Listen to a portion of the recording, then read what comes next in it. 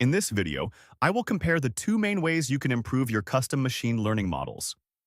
We are looking at fine-tuning versus retrieval augmented generation. Fine-tuning is like giving a model a specialized degree. You retrain it on specific datasets to capture a unique style or deep technical knowledge. The big advantage here is precision. It excels at learning complex patterns that standard models miss.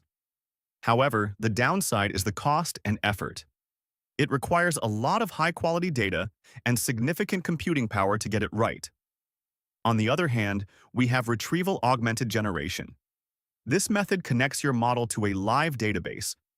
It is much easier to set up because you do not have to retrain the brain of the system. It stays current with new information much faster than fine-tuning can, but it might struggle with specific formatting or voice. If you need a unique personality, go with fine-tuning. If you want factual accuracy on a budget, choose retrieval. Choose wisely.